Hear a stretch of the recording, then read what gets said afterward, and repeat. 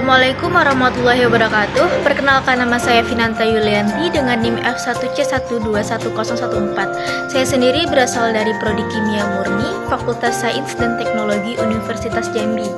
Video ini dibuat untuk memenuhi tugas akhir mata kuliah Biologi Umum dengan dosen pengampu Bapak Ade Adriadi, SSI, MSI. Baiklah, pada video ini saya akan menjelaskan materi tentang metabolisme. Enjoy watching!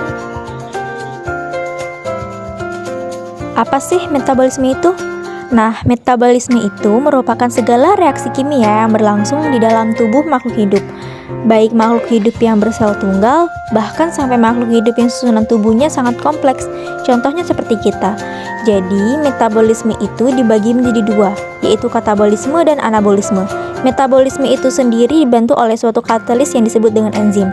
Enzim sendiri adalah biokatalisator organik yang dihasilkan organisme hidup di dalam protoplasma yang terdiri atas protein atau suatu senyawa yang berikatan dengan protein. Nah, untuk komponen enzim itu sendiri ada apoenzim dan gugus protestik. Apoenzim tersusun dari protein bersifat labil terhadap suhu dan pH. Kemudian gugus protestik bukan protein dan dibagi lagi menjadi kofaktor koenzim. Kofaktor merupakan molekul anorganik dan koenzim merupakan molekul organik. Enzim ini memiliki beberapa sifat. Yang pertama sebagai biokatalisator atau mempercepat reaksi tanpa ikut bereaksi. Dan ini terjadi pada tubuh manusia. Nah, untuk sifat enzim selanjutnya adalah bekerja secara spesifik, yaitu satu jenis enzim hanya dapat merubah satu jenis substrat. Contohnya, amilum menjadi maltosa. Kemudian bersifat reversible, artinya bekerja dua arah atau bolak-balik. Contohnya, ATP menjadi ADP dan ADP bisa menjadi ATP. Kemudian ada termolabil, yaitu tidak tahan panas, bekerja efisien atau bekerja cepat karena dapat menurunkan energi aktivasi. Kemudian faktor yang mempengaruhi enzim, ada temperatur dengan optimum lebih kurang 37 derajat Celcius. Jika kurang maka disebut inaktif, jika lebih maka denaturasi. Untuk pH-nya itu sendiri, enzim memiliki pH optimum yang dapat bersifat asam maupun basa. Sebagian besar enzim pada manusia mempunyai pH optimum antara 6-8. Misalnya enzim tripsin yang mendegradasi protein. Ada beberapa enzim yang aktif pada kondisi asam, misalnya enzim pepsin. Kemudian ada konsentrasi. Penambahan konsentrasi enzim akan meningkatkan laju reaksi. Begitupun sebaliknya. Kemudian ada aktivator atau terdapat zat kimia tertentu yang dapat meningkatkan aktivitas enzim. Misalnya garam-garam dari logam alkali dapat dalam kondisi encer 2%-5% dapat memacu kerja enzim. Demikian pula dengan ion logam CO, Mg, Ni, Mn, dan Cl. Faktor selanjutnya adalah inhibitor. Artinya beberapa zat kimia dapat menghambat aktivitas enzim, misalnya garam-garam yang mengandung merkuri dan sianida. Dengan adanya zat penghambat ini, enzim tidak dapat berikatan dengan substrat sehingga tidak dapat menghasilkan suatu produk. Nah, selanjutnya cara kerja enzim dibagi menjadi dua, yaitu teori lock and key dan teori induced fit. Teori pada lock and key maka sebagai gembok yang mempunyai bagian kecil dan dapat mengikat substrat, bagian enzim yang dapat berikatan dengan substrat disebut dengan sisi aktif substrat. Substrat diumpamakan kunci yang dapat berikatan dengan sisi aktif enzim. Sedangkan pada induced fit, sisi aktif enzim bersifat fleksibel sehingga dapat berubah bentuk menyesuaikan dengan bentuk substrat. Enzim ini memiliki penghambat yang disebut dengan inhibitor. Inhibitor ini ada yang bersifat kompetitif dan juga non-kompetitif. Pada sifat kompetitif ini, zat-zat penghambat mempunyai struktur mirip dengan struktur substrat. Dengan demikian, zat penghambat dengan substrat saling berebut untuk bergabung dengan sisi-sisi enzim.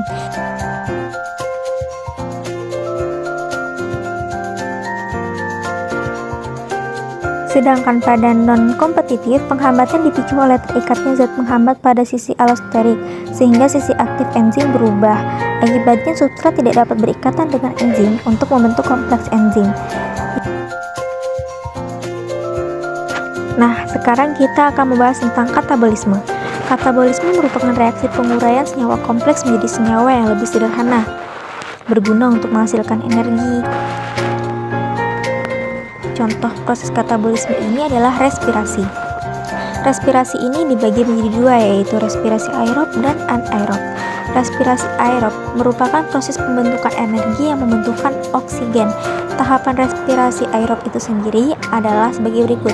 Yang pertama, glikolisis, dekarboksilasi oksidatif, siklus Krebs, transfer elektron.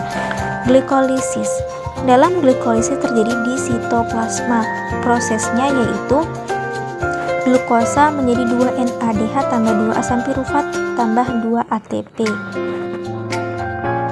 Kemudian untuk dekarboksilasi oksidatif terjadi di matriks mitokondria. Prosesnya yaitu 2 asam pirufat menjadi 2 NADH tambah 2 asetil CoA tambah 2 CO2. Kemudian siklus Krebs terjadi di matriks mitokondria. Prosesnya 2 asetil CoA menjadi 6 NADH tambah 2 FADH2 tambah 4 CO2 tambah 2 ATP. Kemudian untuk transfer elektron dibentuk 6H2O. NADH dan FADH2 dioksidasi dari tahapan sebelumnya dioksidasi. 1 NADH menjadi 3 ATP. 1 FADH2 menjadi 2 ATP. Karena jumlah NADH dari proses glikolisis, dekarboksilasi oksidatif dan siklus Krebs total ada 10, maka 10 kali 3 ATP sama dengan 30 ATP. Karena jumlah FADH2 dari proses glikolisis, dekarboksilasi oksidatif dan siklus Krebs total ada 2, maka 2 kali 2 ATP sama dengan 20 ATP. Total ada 34 ATP hasil dari oksidasi NADH dan FADH2. Total ATP yang dihasilkan dari respirasi aerob adalah 38 ATP. Untuk reaksi respirasi aerob, maka C6H12O6 tambah NO2 menjadi 6CO2 tambah 6H2O tambah energi. Energi ini disebut ATP sebanyak 38, sedangkan 6CO2 didapat dari dekarboksilasi oksidatif dan siklus Krebs. Untuk 6H2O didapat dari transfer elektron. Dan energi didapat dari proses glikolisis, siklus Krebs, dan transfer elektron. Untuk respirasi anaerob merupakan proses pembentukan energi yang tidak membutuhkan oksigen. Contoh peristiwa respirasi anaerob pada proses fermentasi. Fermentasi terjadi juga pada jaringan otot yang kurang oksigen karena aktivitas yang berlebih dengan hasil akhir berupa asam laktat. Contoh reaksinya adalah sebagai berikut. Glukosa menjadi 2 asam pirufat menjadi 2 fosfoenol pirufat menjadi 2 asam laktat. Respirasi anaerob hanya menghasilkan 2 ATP. Nah, sekarang kita akan kenalan dengan anabolisme. Anabolisme itu sendiri merupakan pembentukan senyawa sederhana menjadi senyawa kompleks. Biasanya proses ini memerlukan energi. Contoh proses anabolisme adalah fotosintesis dan kemosintesis. Fotosintesis merupakan proses penyusunan zat organik atau gula dari zat anorganik H2O dan CO2 dengan bantuan energi cahaya. Dibagi lagi menjadi dua, yaitu reaksi terang dan reaksi gelap. Untuk perbedaan reaksi terang dan gelap ini dilihat dari tempatnya. Untuk reaksi terang itu berlangsung di gana, sedangkan reaksi gelap berlangsung di stroma. Untuk kebutuhan cahaya pada reaksi terang membutuhkan, sedangkan pada reaksi gelap tidak membutuhkan. Untuk bahannya pada reaksi terang memerlukan klorofil, cahaya, dan juga H2O. Sedangkan pada reaksi gelap membutuhkan ATP dan NADPH2 dan juga CO2. Untuk produk yang dihasilkan pada reaksi terang yaitu oksigen dan NADPH2. Sedangkan untuk reaksi gelap itu akan menghasilkan glukosa.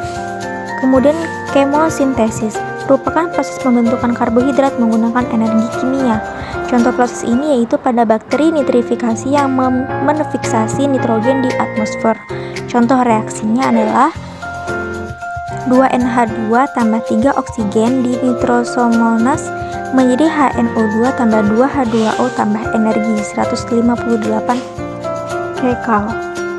Kemudian ada 2HNO tambah O2 di nitrobakter menjadi 2HNO3 tambah energi 43 kakal.